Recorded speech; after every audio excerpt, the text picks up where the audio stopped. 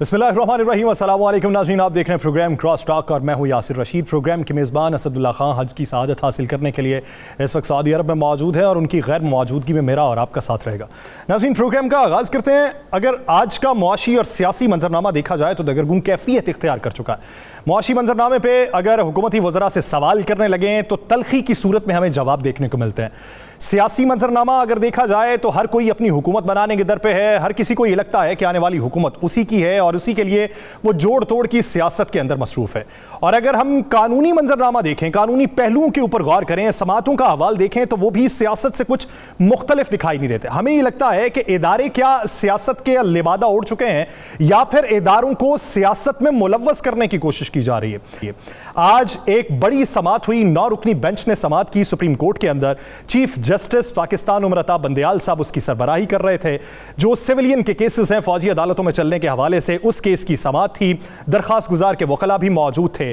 Justice काजी फाइज ईसा साहब उठे और उन्होंने वहां पे ये बात की कि मैं इस बेंच का हिस्सा नहीं बन सकता। उन्होंने ये कहा कि मैं मौजरत तो नहीं कर रहा, लेकिन जब तक प्रोसीजर एक बिल का फैसला नहीं आ जाता, उसके ऊपर जो हुक्म इम्तना है उसको खारिज नहीं कर दिया जाता या उस पर कोई वाज़ेह डायरेक्शन नहीं आ जाती, तब तक मैं किसी बेंच का हिस्सा नहीं बनूंगा। उन्होंने तवील एक तकरीर भी की और उसके बाद वो बेंच से अलहदा हो गए।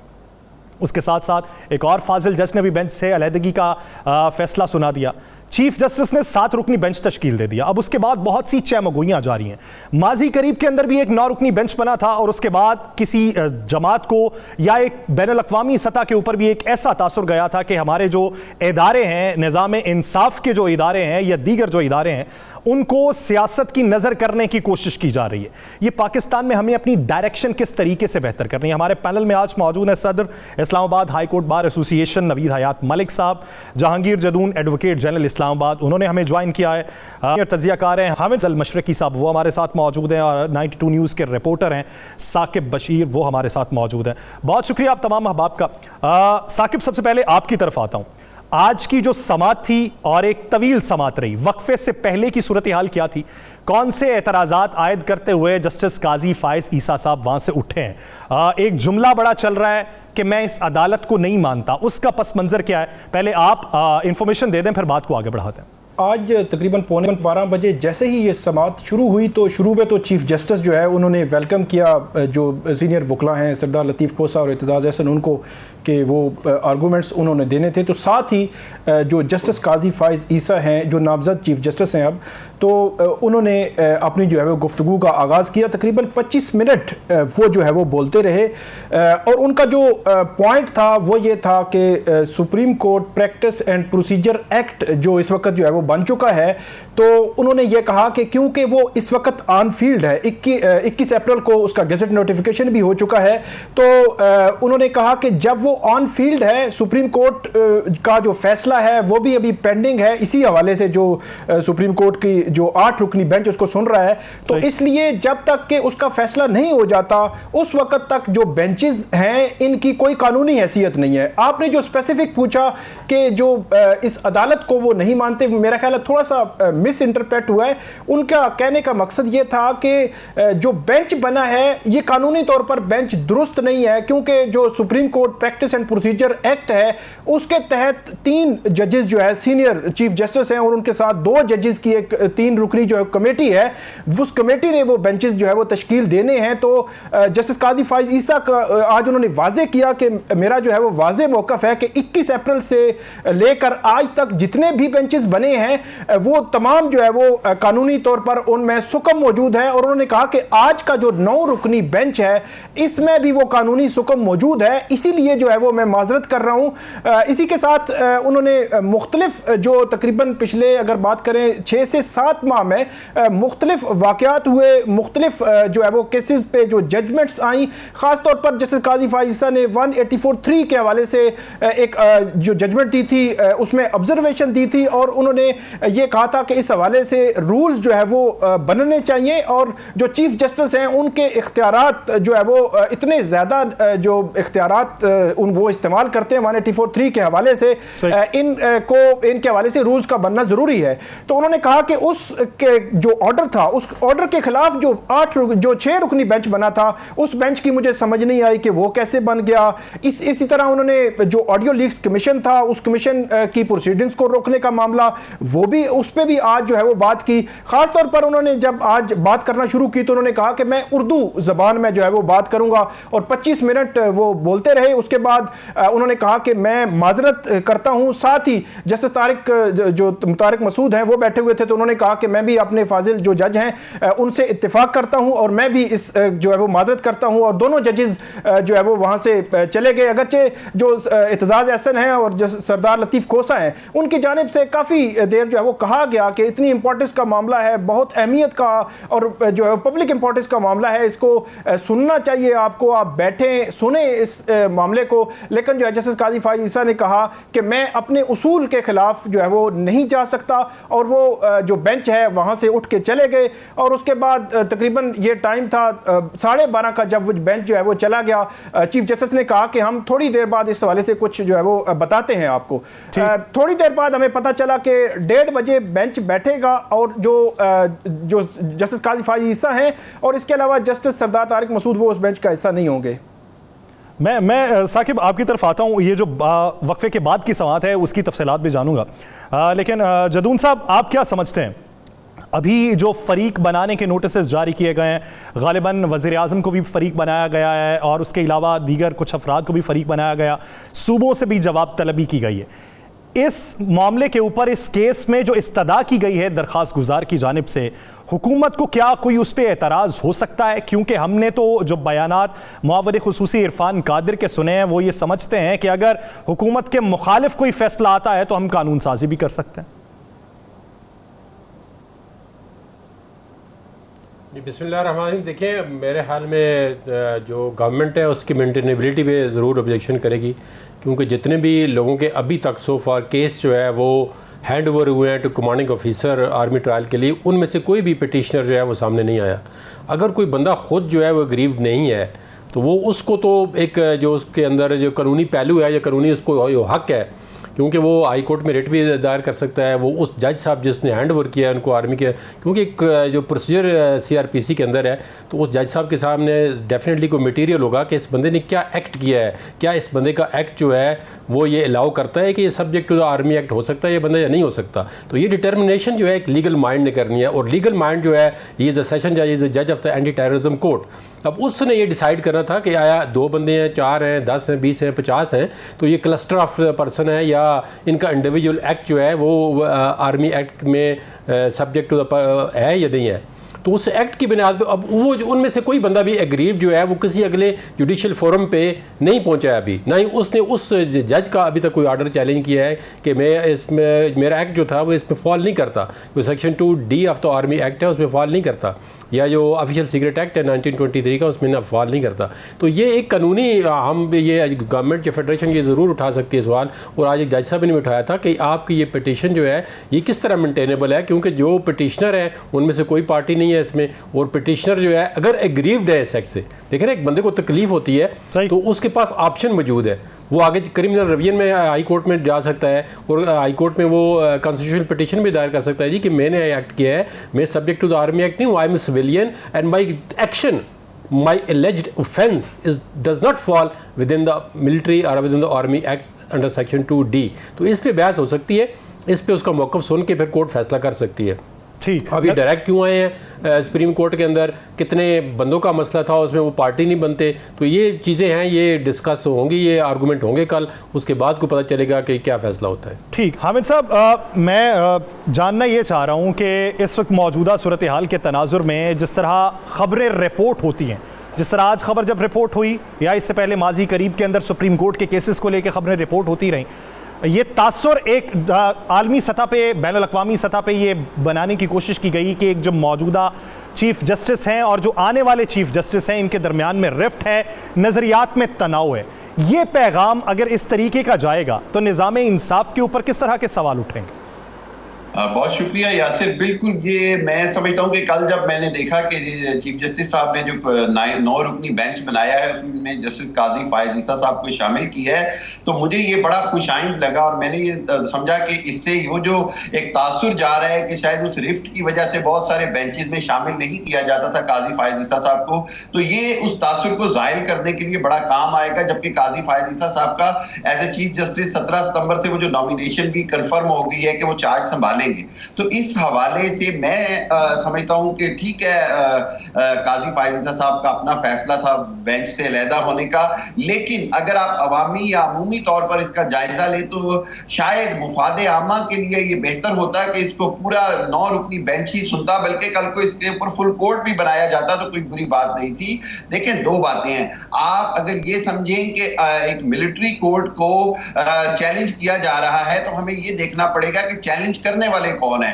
एक साबिक चीफ जस्टिस ऑफ पाकिस्तान है, एक तरफ एतजाज एहसन जैसा बड़ा नाम है, लतीफ कोसा साहब जैसा बड़ा नाम है, तो इस हवाले से इसकी जो वैलिडिटी है या इस केस के ऊपर मेरा ख्याल ये था कि बहुत जरूरी होता अगर एक बार इस पर मुकम्मल मुदल्लल गुफ्तगू होकर इसके ऊपर कोई फैसला किया जाता कि अगर ये इसमें कोई शक नहीं है कि फौजी तंसीबात हों या दिफाई इदारे हों या उनके ऊपर किसी भी तरह का अगर अटैक किया जाता है या आर्मी एक्ट के तहत अगर वो ट्रायलेबल है तो उसको ट्रायलेबल किया जा सकता है। इसमें कोई अनहोनी बात नहीं। पाकिस्तान में माजी में हुआ, दौरे हुकूमत में भी हुआ, 2015 में भी हुआ, लेकिन वहीं पर जो ये दुनिया को तासुर जा रहा है कि शायद ये सियासी मुकदमात हैं जिनको आर्मी एक्ट के तहत फौजी अदालतों में चलाया जाएगा, तो इस तासुर को खत्म करने में भी फायदा होता अगर केस को मेरिट के ऊपर फैसला किया जाए। और अभी भी मैं समझता हूं कि चीफ जस्टिस कुमार अताब बंदियाल साहब ने एक बेहतर फैसला किया कि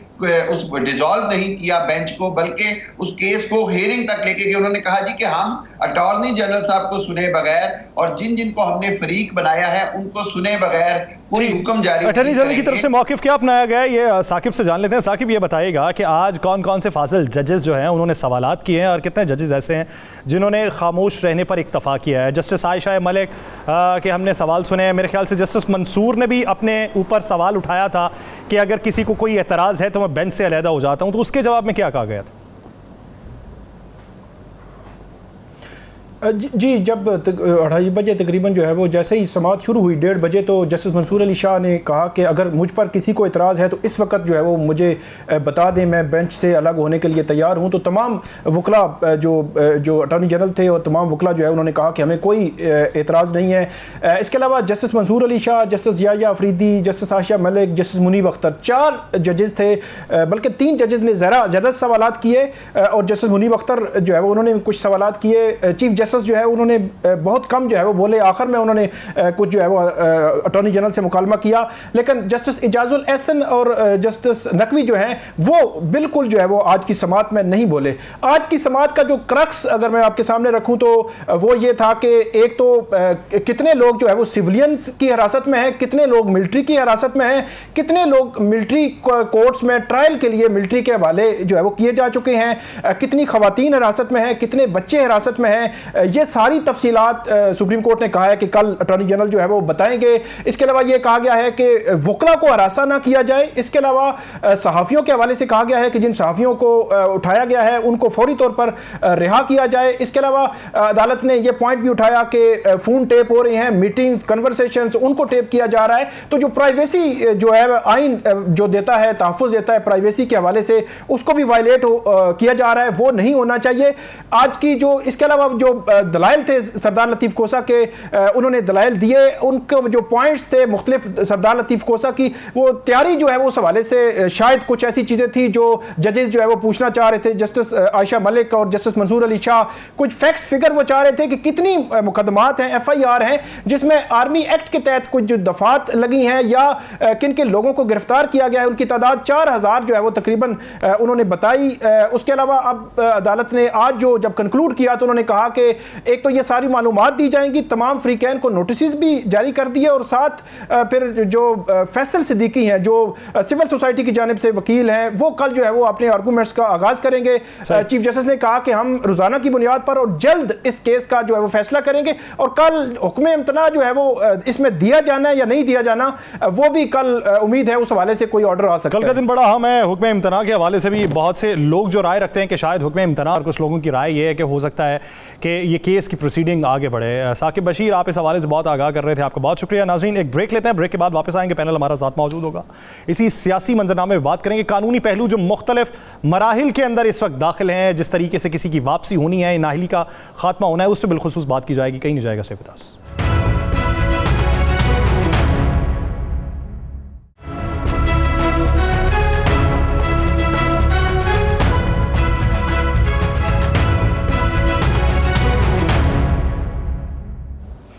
ब्रेक के बाद खुशामदीद। नाज़रीन, जो सुप्रीम कोर्ट में समाअत जारी है उसको लेके हुकूमत बड़ा संजीदा दिखाई देती है। हुकूमत की संजीदगी का इजहार इन बातों से भी मंजर आम पे आता है कि जब वज़ीर-ए-आज़म के मुआविन खुसूसी इरफान कादिर साहब टेलीविजन स्क्रीन के ऊपर आके इंटरव्यू देते हैं, 92 में ही उन्होंने मालिक साहब को इंटरव्यू देते हुए बात की थी कि अगर हमारे हक़ में यानी हुकूमत के हक़ में ये फ़ैसला नहीं आता तो हुकूमत जो है वो तरामीम भी कर सकती है कानून में। अब हुकूमत अपने हक़ में फ़ैसला किस तनाजुर में देखना चाहती है, अटॉर्नी जनरल की तरफ से क्या मौक़िफ़ वहाँ पे अपनाया जाने हैं, लीगल ग्राउंड्स क्या बनती हैं उसकी। वहाँ पे जो एक लीगल ग्राउंड ये है कि कोई मुतासरा शख्स मौजूद नहीं है, तो किसी मुतासरा शख्स के ना होने की बिना पे केस के मेरिट्स क्या होंगे, केस का मुस्तकबिल क्या होगा। जदून साहब, आप क्या समझते हैं? एक अभी समाअत डिसाइड हुई है, मुतय्यन की गई है कि सुबह को समाअत होगी, केस के मेरिट्स के ऊपर अभी फैसले होने हैं, दोनों तरफ से दलाइल अभी मंजर आम पे आने हैं, फिर उसके बाद रिमार्क्स दिए जाने, अभी कुछ नहीं हुआ। उससे पहले ही हुकूमत का एक नुमाइंदा ये बात करे कि अगर फैसला हमारे हक में नहीं आएगा तो तरामीम करती जाएंगी, इससे तासुर किस तरह का जाता है और ये किन ग्राउंड्स के ऊपर बयानात दिए जा सकते हैं? मुझे तो, मैंने उनका इंटरव्यू नहीं सुना और मुझे मालूम नहीं है वो special assistant to prime minister हैं, तो उनका क्या मौक़िफ़ है या उनके साथ गवर्नमेंट की कोई कंसल्टेशन है। तो मैं तो आपको अपनी लीगल ओपिनियन जो है वो कोर्ट प्रोसीडिंग की या जो आप कानूनी बात पूछते हैं उसकी दे सकता हूँ। उसमें देखें ना, फैसला तो मेरिट पे होना चाहिए, चाहे जिसकी भी फेवर में हो, गवर्नमेंट की फेवर में हो या किसी पार्टी के। बेसिक मकसद ये है कि अभी आप अगर पिछले 3 साल देखें तो कितने सिविलियन का आप आज की न्यूज़पेपर पढ़ें, कोई 25 ऐसे बंदे हैं जिनके नाम के साथ उनके आगे डिटेल भी लिखी हुई है, किसी को डेथ सेंटेंस हो गई है, किसी को 10 ईयर हो गई है। तो यहाँ पे सिविल सोसाइटी थी, पिछले 3 साल क्यों खामोश रही है? न किसी बार एसोसिएशन ने इसको चैलेंज किया है, न किसी सोसाइटी ने चैलेंज किया है। आज जो एक पिटीशन के वकील थे वो प्रेसिडेंट हैं एक बार हाई कोर्ट बार के, उन्होंने कभी चैलेंज नहीं किया है। तो ये इनकी जो ये पिटीशन है, मेरे पर्सनल व्यू में इसका मेरिट जो भी फैसला है कि वो हो सकता है नहीं हो सकता, अभी अगर लॉ मौजूद है, जो section 2D of the army act है उसको 11 मेंबर बेंच एक फुल कोर्ट जो है वो उसको वैलिडेट कर चुके हैं कि ये सेक्शन आर्मी एक्ट के अंदर जो है वर्ल्ड ऑफ वायरिस टू कॉन्स्टिट्यूशन नहीं है। अब सिर्फ इसमें डिबेट है कि आया एक सिविलियन जो बंदा है अगर कोई ऐसा एक्ट करता है जो उस जुमर में आता है एक्ट के वो subject to the army act है, ये सिर्फ बहस है। ये नहीं है कि ये सेक्शन 2D, वो तो आज कोर्ट ने कह दिया जी कि हम उसके आगे तो नहीं जा सकते।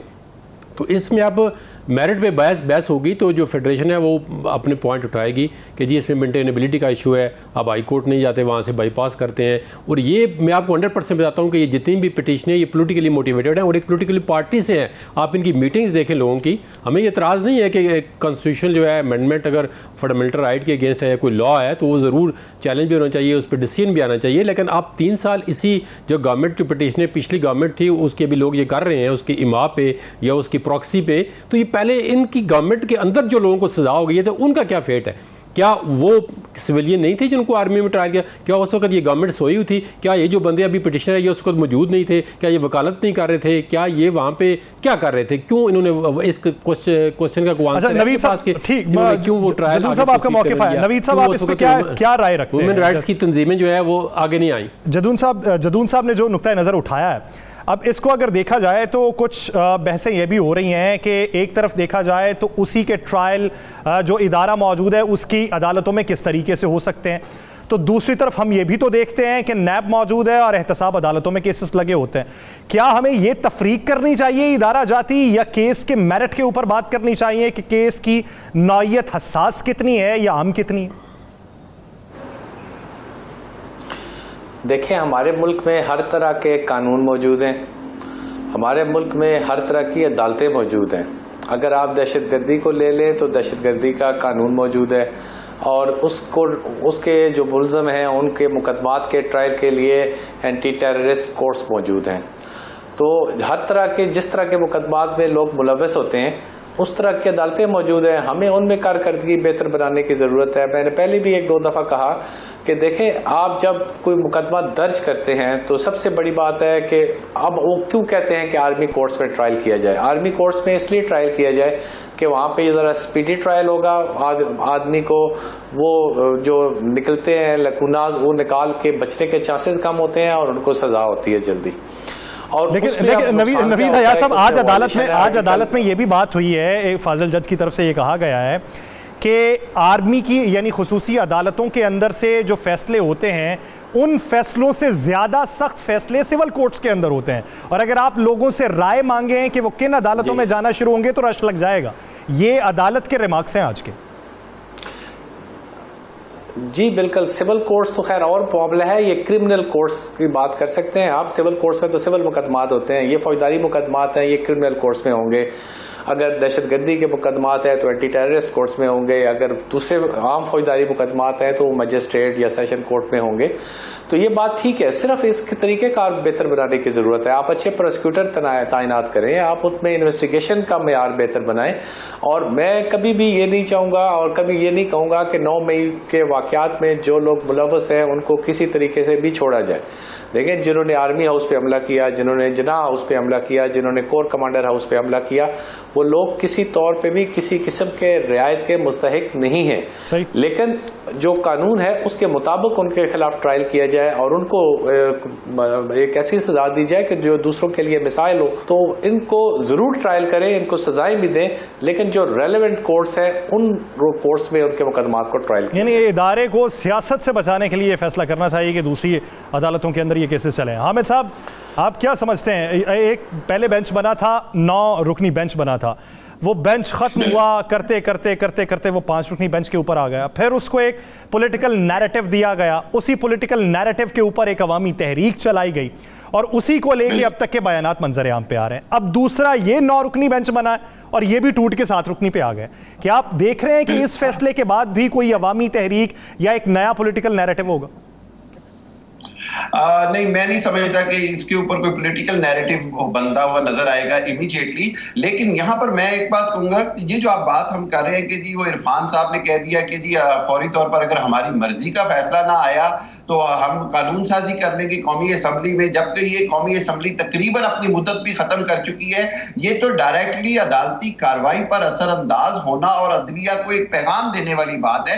हुकूमत को अपनी ये रविश खत्म करनी होगी। जब इनको अदालतों के ऊपर एतमाद ही नहीं है, अगर ये अपने ही फैसले लागू करना चाहते हैं तो ये पाकिस्तान के लिए या दुनिया के लिए अच्छा पैगाम नहीं होगा कि जी अदालतों के फैसलों से पहले ही हुकूमत अपनी अगली हिकमत अमली बताने लग जाती है। एक तो बात ये समझनी पड़ेगी। दूसरी बात यह है कि आप अगर हम में से कोई भी शख्स ऐसा नहीं है जो किसी भी तरह इस बात की किसी भी तरह कोई जवाब फराहम करे कि पाकिस्तान की इदारों के ऊपर हमला करने वालों को साथ किसी किस्म की भी रियायत बख्शी जा सकती है, किसी हालत में भी नहीं बख्शी जा सकता, उनको करार वाकई सजा देनी चाहिए। लेकिन मैं साथ साथ ये कहता हूं कि खुदारा पाकिस्तान की जो सिविल अदालतें हैं उनका निजाम भी इतना मजबूत बनाए, यही कौमी हमारी पार्लियामेंट और असम्बली तरमीम करके कि ये अदालतें ही उनको इतनी अच्छी और करार वाकई सजा दे सकें कि हमें मिलिट्री कोर्ट्स की सिविलियन के जरिए जरूरत ना पड़े। ये बात अगर हमें समझ आ जाए तो मेरा ख्याल ये कि हमारी अदलिया के लिए भी बेहतरी है, हमारी आवाम में भी एतमाद है और इससे कोई इनकार नहीं है कि अगर वक्त पाने पर और अगर ये जरूरत पड़ती है और अदलिया ये फैसला करती है कि मिलिट्री कोर्ट में इस हद से ऊपर जाने वाले हर शख्स के खिलाफ ट्रायल होना चाहिए, तो उसमें भी मिलिट्री कोर्ट के ऊपर भी हमें ट्रस्ट रखना होगा, उसके ऊपर भी हमें जो है वो अपना फेथ जाहिर करना होगा। लेकिन एक आखिरी बात मैं यासिर आपको बता दूं, वो ये कि दिन ब दिन अदलिया के अंदर जो इख्तिलाफ और जो रिफ्ट नजर आ रहा है वो अवाम के अंदर अदलिया सुप्रीम कोर्ट ऑफ पाकिस्तान का एतमाद कम कर रहा है। इसको खुद अदलिया के मुअज़्ज़ज़ जजेस को देखना होगा। यानी हम छोटी अदालतों में सोचते थे सेशन कोर्ट, सुप्रीम जो मजिस्ट्रेट कोर्ट्स है वहां तक तो चलो नजर आ जाता था कि सेशन जजेस में कुछ आ गई, लड़ाई होगी, कुछ हो गया। लेकिन हामिद साहब यहाँ पे सवाल ये बनता है कि इस रिफ्ट के बेनिफिशियरी भी तो इस वक्त इक़्तिदार के अंदर मौजूद है ना, तो बेनिफिशियरी कोई भी हो वो अपनी सियासत तो चलाएगा ना आगे, तो वो फिर रिफ्ट खत्म नहीं होगी, वो तो हवा देनी है ना आपने किसी भी तरफ। यासिर यही तो प्रॉब्लम है कि क्या बदकिस्मती है पाकिस्तान की कि जजेस की एफिलिएशन यानी जजेस की वाबस्तगियां जाहिर की जा रही हैं सियासी जलसों के अंदर और सियासी तकारीर के अंदर तमाम पार्टियों की तरफ से।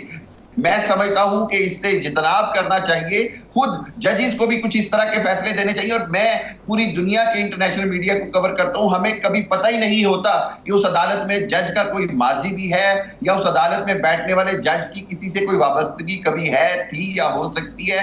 ना ही जजेस ऐसे बयानात देते हैं जो मीडिया की जीनत बने। ये एक ऐसी मैं समझता हूं तब्दीली की जरूरत है जो आज वक्त की अहम जरूरत है, जिसको हमें समझना होगा। हमारा पूरा जुडिशियल सिस्टम जो है वो इस वक्त एक सवालिया निशान बनता जा रहा है। जिस मुल्क में जुडिशियल सिस्टम निजाम को तब्दील करने की जरूरत है, निजाम में इस्लाहात लाने की जरूरत है। ये दावे, ये नारे हर हुकूमत करती है, हर 5 साल बाद हमें सुनने को मिलते हैं, या जिसके भी मुखालिफ फैसला हो उसकी जबान से सुनने को मिलते हैं, लेकिन हकीकत में कुछ देखने को नहीं मिलता। जदून साहब, 2 नुक्ते हैं, एक हामिद साहब ने उठाया है और एक जदून साहब ने उठाया है कि ये जो केसेस हैं अगर ये आम अदालतों में चलें तो आम अदालतों में ना चलने की वजूहात बुनियादी तौर पे ये है कि प्रोसिक्यूशन का निज़ाम कमज़ोर है। प्रोसिक्यूशन कमज़ोर होने की वजह से लगता ये है कि ये लोग यहाँ से छूट जाएंगे। तो प्रोसिक्यूशन के निज़ाम में बेहतरी के लिए इस्लाहात कौन सी हैं और उसमें रुकावटें कौन? नहीं, ये किसी हद तक तो ये बात ठीक है कि हमारा जो क्रिमिनल जस्टिस सिस्टम है वो कोलैप्स कर रहा है। वहाँ के जो एक तो डिले बहुत होती है और वकला जो है वो अननेसेसरी जजमेंट भी लेते हैं। फिर प्रोसिक्यूशन जो है वो इन्वेस्टिगेशन जो है, हमारे पास इतनी लेटेस्ट किस्म की डिजिटल फोरेंसिक या जो चीज़ें रिक्वायरमेंट होती हैं, जो एक 100% जो है एक प्रोसिक्यूशन केस को बियॉन्ड एनी रीजनेबल डाउट, तो उस तरह की हमारे पास तो मॉडर्न टेक्नोलॉजी, मॉडर्न डिवाइसेस भी नहीं है जिस तरह होती है। फिंगरप्रिंट्स हो गए एकदम, तो केसेस में लिक्यूना रह जाता है। और सबसे बड़ी जो है इससे जो क्रिमिनल जस्टिस सिस्टम है या सिविल भी है उसमें जो डिले होता है। अब एक ही केस देखें ना, आप क्रिमिनल देख लें सुप्रीम कोर्ट तक जाते जाते 14 15 साल लग जाते हैं। तो ये तो देखें, ये तो तमाम स्टेक होल्डर की जिम्मेदारी है, कोर्ट्स की भी जिम्मेदारी है। जज साहबान देखें ना, जिस केस को चलाना चाहते हैं वो उसके 2 दिन में फैसला कर जाते हैं, और जिस केस में उनकी दिलचस्पी नहीं होती तो वो फिर लिंगर ऑन हो जाते हैं। तो ये मेनली मैं स्ट्रेस करूँगा कि अगर आप 100 में से 60-70% दें तो ये जुडिशरी पे डिपेंड करता है कि वो केस को कितना जल्दी चलाना चाहते हैं। अगर अब जिस तरह खोसा साहब के टाइम में मॉडर्न जो कोर्ट्स बनी तो उन्होंने बड़े क्विक डिसीजन हुए, पर उस पर हमारी कोई बार एसोसिएशन की रिजर्वेशन थी कि जी हमें जो जस्टिस है ये बहुत स्पीडी भी नहीं चाहिए कि इंसाफ होता हुआ नज़र आए। तो इससे मुख्तलिफ पहलू हैं, मुख्तलिफ स्टेक होल्डर हैं। जहाँ तक रही बात कि ट्रायल कहाँ पे होना चाहिए, तो वो जिस लॉ एप्लीकेबल लॉ होता है उसी में ट्रायल होता है।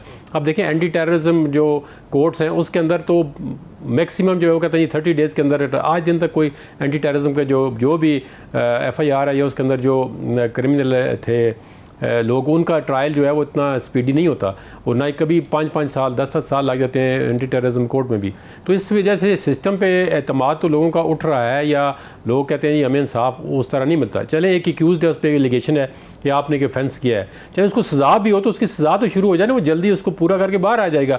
या एक जो अगर बेगुनाह है तो उसको किस किस्म की सज़ा दे रहे हैं, उसको जेल में रखते हैं 10 साल के बाद, वो 10 साल के बाद अगर वो बरी हो जाता है, कुटल हो जाती है, तो उसकी जो 10 साल कैद के अंदर वो रहा है, जो डिटेंशन में रहा है, जो उसको कस्टडी में रहा है जुडिशियल, तो उसकी कोई जिम्मेदारी नहीं लेता, कोई स्टेट जिम्मेदारी लेती है नहीं लेती। तो इसमें अंदर स्टेक होल्डर को चाहिए कि ऐसा क्रिमिनल सिस्टम जो है इसमें बेशक बहुत ज़्यादा ज़रूरत है इम्प्रूवमेंट की, कि हमें जो डिसीजन जो है वो इंसाफ होता है वो नज़र भी है, आर्टिकल 10A के भी तकाजे पूरे हों, फंडामेंटल राइट्स भी उसमें हों, जो काउंसिल है उसको चॉइस का मिलना चाहिए, उसके अंदर किसी किस्म का कोई सुकम नहीं होना चाहिए कि एक इंडिविजुअल है चाहे वो क्रिमिनल है जो भी है उसके फंडामेंटल राइट जो है वो किसी तरह भी, ये तो मैं आपको बाज़ों के दौल ऐलान करता हूँ कि उसकी जो फंडामेंटल राइट्स हैं उनको एब्रिज नहीं करना चाहिए, कॉन्स्टिट्यूशनल जो राइट देता है साहब जो बात जो है वो जिम्मेदार है। जदून साहब जो बात कर रहे हैं, मैं बुनियाद की बात करता हूं। एक मंजरनामा ये है कि ये ट्रायल्स जो हैं ये खुसूसी अदालतों में नहीं होने चाहिए, इनको दूसरी अदालतों में होने चाहिए।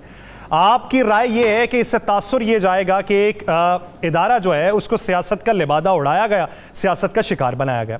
लेकिन दूसरी तरफ ये भी तो तासुर है, ये भी तो तशख़्ख़ुस हमारे निज़ाम इंसाफ का ही है कि यहाँ पे स्पीडी ट्रायल नहीं होते, केसेस में प्रोसिक्यूशन कमज़ोर होती है, जिसकी वजह से ये जो केसेस हैं ये खुसूसी अदालतों में मुंतकिल करने का फैसला किया गया। अब दोनों तरफ को अगर देखें तो पलड़ा बराबर किस तरीके से करेंगे? एक तरफ का तशख़्ख़ुस बहाल करना है, दूसरी तरफ के तशख़्ख़ुस को मजरूब ही नहीं होने देना। देखिए, जदून साहब हमारे भाई हैं और इस वक्त एडवोकेट जनरल इस्लामाबाद है। ये मेरी बात से इत्तफाक करेंगे कि इस्लामाबाद में इस वक्त प्रोसिक्यूशन ब्रांच कहाँ पे है? क्या कोई प्रोसिक्यूटर्स हैं जो प्रॉपर प्रोसिक्यूशन ब्रांच की तरफ से तैनात किए जाते हैं मुकदमात की पैरवी के लिए? ये ज़रा सवाल आप जदून साहब से ज़रा पूछ लीजिएगा। दूसरा ये कि कानून, मैंने उस वक्त भी कहा कि कानून हर तरह का मौजूद है।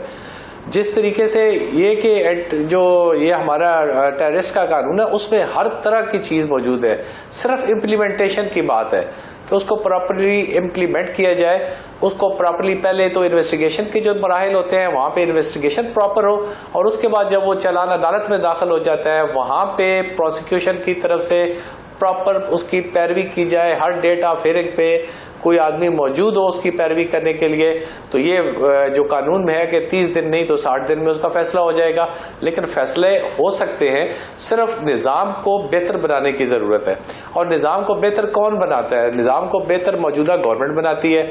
अब हमारे एडवोकेट जनरल साहब मौजूदा गवर्नमेंट का हिस्सा है, इन्हें चाहिए था कि इस वक्त कोई ऐसी लेजिस्लेशन करते, प्रोसिक्यूशन ब्रांच के लिए कोशिश करते, कोई प्रोसिक्यूशन ब्रांच ही बनवा देते कि कम से कम हमारा सिस्टम चलता तो सही, तो ये हमें दूसरी जो है मिलिट्री कोर्ट्स में न जाना पड़ता या किसी और अदालतों में न जाना पड़ता। हम जो अपनी अदालतें हैं वहाँ पे तमाम मुल्ज़मात का जो है, तमाम मुल्ज़मान का हम ट्रायल करते और उनको करार वाकई सजा देते। तो उसमें जो कमी बेशी है वो तो गवर्नमेंट ने पूरी कर दी है। देखिए, प्रॉपर प्रोसिक्यूशन ब्रांच, आप उनसे सवाल कर ले मेरी तरफ से कि वहाँ पे इस्लामाबाद में प्रोसिक्यूशन ब्रांच ही नहीं है। चलें, इसका जवाब एक ब्रेक लेनी है। ब्रेक के बाद जदून साहब से जान प्रोसिक्यूशन के निज़ाम को बेहतर बनाने के लिए जो इक़दामात हर साल सुनने को मिलते हैं वो क्यों नहीं किए जाते? प्रोसिक्यूशन ब्रांचेस बहुत से शहरों के अंदर अगर मौजूद नहीं है तो उसमें कोताही किसकी है? एक ब्रेक लेते हैं, ब्रेक के बाद वापस आएंगे, कहीं नहीं जाएगा शहविदास।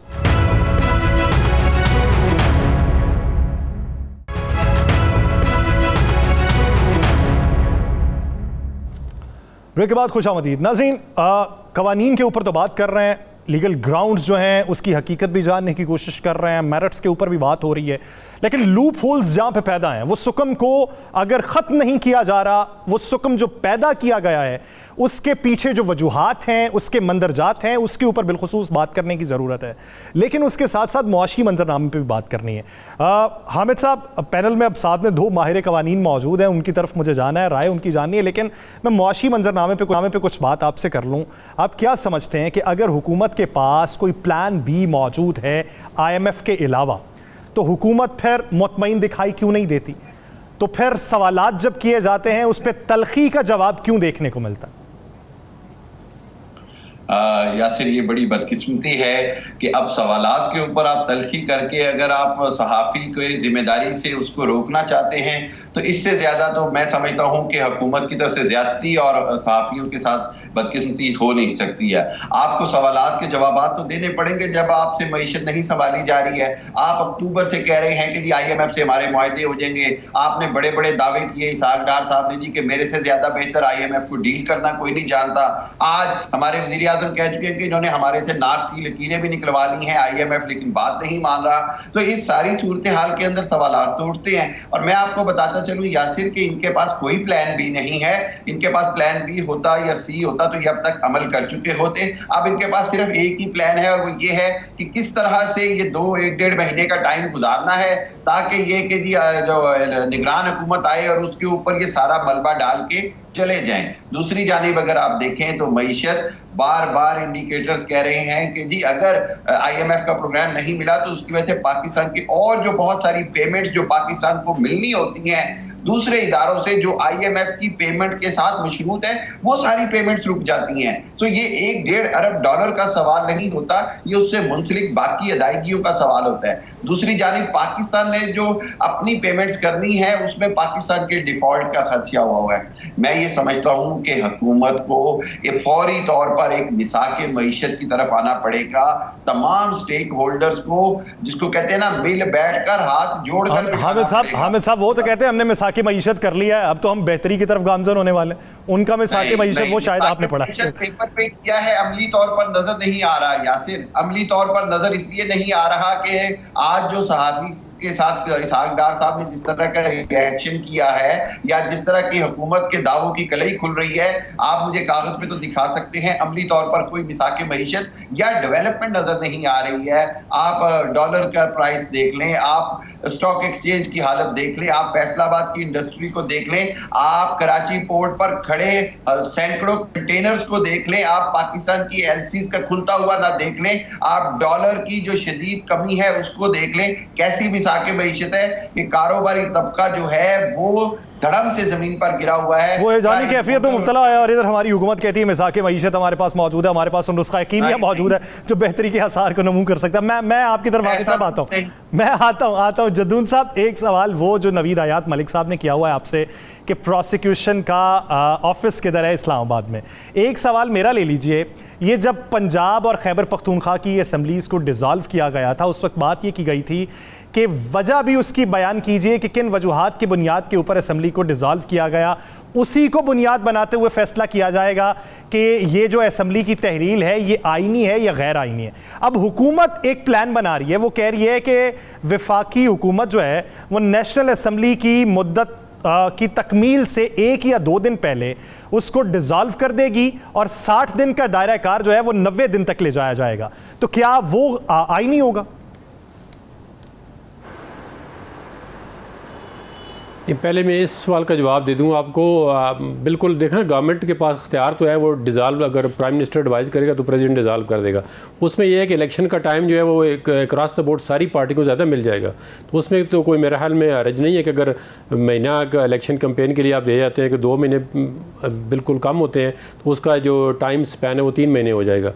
तो उसमें आगे मौसम भी ठीक हो जाएगा अक्टूबर में या नवंबर में, तो इसमें तो कोई कॉन्स्टिट्यूशनल जो प्रोविजन है, अगर असम्बली अपना टाइम पूरा करती है तो 60 डेज है, अगर वो एक हफ्ता पहले डिज़ोल्व करते हैं। सर मुल्की मौसम ठीक करते करते सियासी मौसम गर्म हो जाए तो उसका क्या जवाब होगा? हाँ, और सियासी और दूसरा जो सवाल नवीद मलिक साहब का है, वो रोज़ हमारे पास ही होते हैं। देखें, जो इस्लामाबाद हाई कोर्ट है उसके अंदर प्रोसिक्यूशन जो है, हमारी जो स्टेट कौंसिल है वो जितनी कोर्टें हैं उधर मुकम्मल तौर पे मौजूद होते हैं, और हमारी तरफ से हम मैक्सिमम कोशिश करते हैं कि केस जो है हमारी एब्सेंस नहीं होती, और ना ही हम चाहते हैं कि कोई केस डिले हो। अब देखें ना, दूसरे सूबों के अंदर तो प्रोसिक्यूशन एक फुल फ्लैज डिपार्टमेंट अलग बना हुआ है, यहाँ पे डिपार्टमेंट नहीं है, लेकिन हमने आर्जी तौर पे जो भी अरेंजमेंट किया हुआ है कि हमारी वजह से कोई केस जो है वो डिले ना हो। और बड़े बड़े जो अहम केस हुए हैं पिछले दिनों में, आप देखें मिर्ज़ा का केस है, जितने मर्डर हुए हैं, नूर मुकद्दम केस है, हमने कितना स्पीडी उसका ट्रायल किया, और कोई भी प्रोसिक्यूशन की तरफ से ऐसा सुकम नहीं छोड़ा कि उस केस में मुल्ज़िमों को सज़ा ना हो सके। इसके बावजूद के लाहौर अपना इस्लामाबाद हाई कोर्ट के अंदर जो अलहदा प्रोसिक्यूशन डिपार्टमेंट नहीं, लेकिन इसके बावजूद हम जो केसेस हैं वो डिले नहीं होने देते। तो बाकी सूबों के अंदर जहाँ पे प्रोसिक्यूशन डिपार्टमेंट मौजूद है वहाँ पे भी केसेस डिले हो रहे हैं। ये पूरा मतलब है, एक में इसमें काफ़ी स्टेक होल्डर हैं, सिर्फ प्रोसिक्यूशन डिपार्टमेंट नहीं है, इसमें पुलिस भी इन्वॉल्व है, इसमें कोर्ट का जो अमला होता है वो भी इन्वॉल्व होते हैं, इसके जजेस भी इन्वॉल्व है, इसमें बेशक गवर्नमेंट की भी स्टेक होल्डर है। तो ये सारे मिल के अगर एक निज़ाम बनाए, इसको ठीक करें, तो ये निज़ाम ठीक हो सकता है। निज़ाम के अंदर जो लिक्यूने उसको तो एडमिट करना चाहिए, वो मैं एडमिट करता हूं कि पूरे पाकिस्तान के अंदर जी मलिक साहब जदून साहब का जवाब वही है, ला मौजूद है, वो ला इंप्लीमेंट होने चाहिए। जदून साहब का जवाब वो है, वो हुकूमत से आप पूछें कि ये ख़राब कारकर्दगी क्यों है, तो वो कहते हैं कि हिस्सा बकदरे जुस्सा हमसे सवाल किया जाए, हम तो इत्तेहादी हैं। वो कहते हैं कि सारा कुछ आप प्रोसिक्यूशन में तो नहीं डाल सकते, आपको पुलिस को भी देखना है, दीगर इदारों को भी। नहीं, ये फैक्ट है। जदून साहब ने इस बात से इत्तफाक की है। मैं हमें देखें हमें जदून साहब की मेहनत या उनकी जो कॉम्पिटेंसी है उस पर कोई नहीं है, बहुत मेहनत से ये सारे काम कर रहे हैं, और यकीन जाने कि हाई कोर्ट में और नीचे कितने वकला हैं जो बगैर पे के प्रोसिक्यूशन की ड्यूटियां सर अंजाम दे रहे हैं। और खुद जदून साहब ने एडमिट किया कि एक आर्जी सेटअप के तहत सारा कुछ चल रहा है। कई जो ऑफिस जो वकला है उनकी कोई पे भी नहीं है, और वो सिर्फ अपना सीखने के लिए आते हैं कि चले इसी बिना पे हम इनकी जो है वो ये प्रोसिक्यूशन की ड्यूटी भी अफसर अंजाम देंगे। ये सोचने की बात है ना। ये देखें, अगर जहाँ ये सिस्टम हमारा बेहतर नहीं होगा तो फिर हमारे वो जो मुलजम है जिनका ट्रायल हो रहा है वो सजा कैसे होंगे?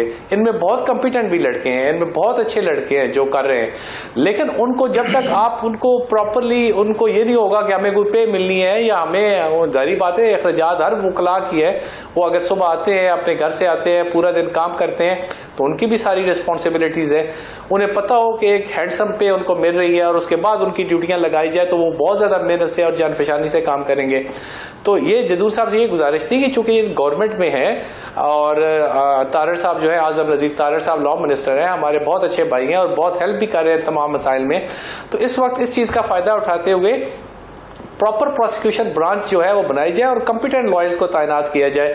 बजाय कितने मुकदमात में जदून साहब इतफाक करेंगे कि बजाय प्रोसिक्यूशन ब्रांच के प्राइवेट लॉयर्स को हायर करके बड़ी फीसें भी दी जाती हैं हैवी। तो ये सारी चीज़ें जो हैं, ये अगर अच्छा प्रॉपर प्रोसिक्यूशन ब्रांच आ जाएगी, कॉम्पिटेंट लॉयर्स आ जाएंगे तो ये तमाम मसाइल खत्म हो जाएंगे, ट्रायल भी जल्दी होंगे और सजाएं भी होंगी। अच्छा, मलिक साहब, जो सवाल जो जदून साहब से किया था कि वफाकी हुकूमत के बहुत से वज़रा ये राय रखते थे कि किसी शख्स की मंशा के ऊपर असम्बली को तहलील नहीं किया जा सकता। अब चंद अफराद की मंशा के ऊपर अगर वफाकी असम्बली को तहलील कर दिया जाता है मुद्दत से पहले, तो क्या उसकी भी ग्राउंड्स वही होंगी या हालात फिर मुख्तलिफ हो सकते? देखें, पहले जो है वो ये मेरा ख्याल है सुप्रीम कोर्ट में चैलेंज भी है और सारा चाह रहा है कि जो पंजाब असम्बली को और KP की असम्बली को जो तोड़ा गया, वो कोई जो है वजूहात नहीं बताई गई कि किस बिना पे असम्बलीज को डिसॉल्व किया गया। अब अगर हम आइन की बात करें तो आइन में तो कोई ऐसी बात नहीं लिखी, वहाँ पे तो यही लिखा हुआ है कि वो डिसॉल्व कर दी गई या डिसॉल्व हो जाए, और अगर तो वो अपनी मुद्दत पूरी करे तो फिर वो 60 डेज में इंतखाबात हैं, और अगर वो that was a sooner dissolve तो वो फिर 90 डेज जो है वो उसकी लिमिटेशन आ जाती है। लेकिन ये बात, सवाल आपका दुरुस्त है कि अगर वहाँ पे ये बात हो सकती है तो फिर जब कौमी असम्बली की ऐसी सिचुएशन होगी तो वहाँ पे भी ये सवाल ज़रूर उठेगा। अच्छा मलिक साहब, मैंने हामिद साहब की राय जाननी है, लेकिन उससे पहले आपसे एक सवाल, ये जो इलेक्शन एक्ट में तरमीम की गई और जिसमें लिखा गया कि कोई भी केस का फैसला जो है उसकी सज़ा अगर किसी पब्लिक ऑफिस होल्डर के ऊपर होती है तो उसका दायरा कार सिर्फ 5 साल तक मुहित होगा। अब मियां मोहम्मद नवाज शरीफ साहब के बारे में मुख्तलिफ आरा रखी जा रही हैं। कुछ लोग ये राय रखते हैं कि वो अहल हो चुके हैं और कुछ लोग ये राय रखते हैं कि उनके ऊपर 2 केसेस थे, एक नैब का था और एक अकामी की बुनियाद पे था। अगर नैब का केस उसमें सज़ा बहाल रहती है तो फिर वो अहल नहीं होंगे। और दूसरी बात ये भी कि जो उन्होंने मुल्क से बाहर वक्त गुजार दिया है, क्या उसका सज़ा में शुमार होगा या नहीं होगा? देखें, जो सुप्रीम कोर्ट से उनको ताहयात नायल किया गया था, इसमें पहले भी काफ़ी डिफरेंस ऑफ ओपिनियन था कि क्या ताहयात नायली हो सकती है या नहीं हो सकती, और आइन में भी ये कोई बात वाज़िया नहीं थी कि वो नायली एक टर्म के लिए होगी, 5 साल के लिए होगी या पूरी उम्र के लिए होगी। तो अभी जो गवर्नमेंट है, इन्होंने अमेंडमेंट की और अमेंडमेंट करके इन्होंने कहा कि वो जो नायली है वो 5 साल के लिए होगी।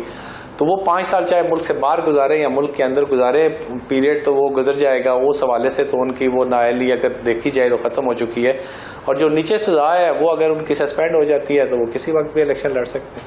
ठीक, हामिद साहब, ये तो नवीद अयाल साहब ने एक सर्टिफिकेट दे दिया, NOC दिया है मियाँ साहब को। अब आपको क्या लगता है कि इस सब के बाद मियाँ साहब की जो अभी तक वापसी का अमल मुकम्मल नहीं हो सका, उसके पीछे कौन से खदशात हैं जो बुला बुला के उधर मीटिंग्स हो रही हैं?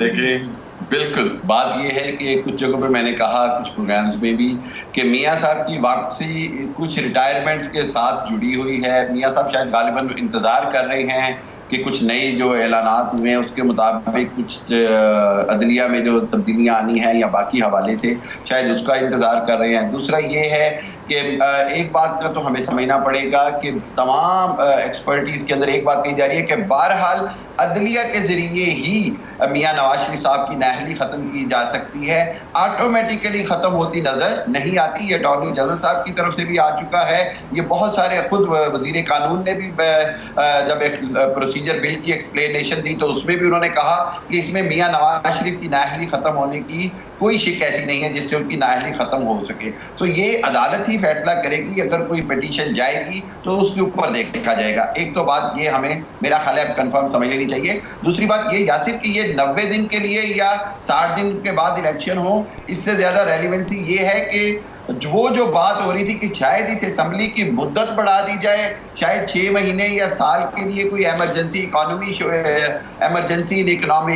शो करके तो असेंबली की मुद्दत बढ़ाने की बात की जाए। मैं ये समझता हूँ कि शुक्र है हुकूमत उस तरफ से हट गई है और अब हुकूमत को ये बात समझ आ गई है कि इलेक्शन कराए बगैर ना मुआशी इस्तेहकाम हो सकता है ना सियासी इस्तेहकाम आएगा, क्योंकि हम सब ये जानते हैं कि सियासी इस्तेहकाम और मुआशी इस्तेहकाम एक दूसरे से जुड़े हुए हैं। जब तक मुल्क में पॉलिटिकल स्टेबिलिटी नहीं आएगी, दुनिया इकोनॉमिकली स्टेबिलिटी की तरफ हम नहीं जा सकते। हमारे बैनुल अक़वामी इदारों से देर पा मुआहदे नहीं हो सकते, चाहे वो IMF हो या दूसरे इदारे हों। वो ये चाहेंगे कि वो किसी ऐसी हुकूमत से बात करें जिसके पास मैंडेट हो, 5 साल का मैंडेट हो, जिससे वो बात करें तो पता हो कि वो मुआहदों को ऑनर कर सकेंगे। इस हवाले से मैं समझता हूँ कि 90 दिन और 60 दिन की इर्रेलेवेंस है जब तक कि किसी एक जगह इस्तेहकाम लाने की बजाय खुली तौर पे इस्तेहकाम लाने जड़ का अंदाजा लगाया जाए और फिर उससे ही बात का आगाज किया जाए तो सूरत हाल बेहतर हो सकती है। बसूरत दीगर हम जिस सतह पे फंसे हुए हैं यहाँ से निकलना हमारे लिए मुश्किल है। बहुत शुक्रिया नवीद हयात मलिक साहब, जहांगीर जदून साहब, हामिद अल मशरकी साहब इस हवाले से अपना वक्त देने के लिए। नाजरीन, प्रोग्राम का वक्त खत्म हुआ जाता है, मुझे दीजिए इजाज़त, अपना बहुत सा ख्याल रखिएगा। अल्लाह निगहबान।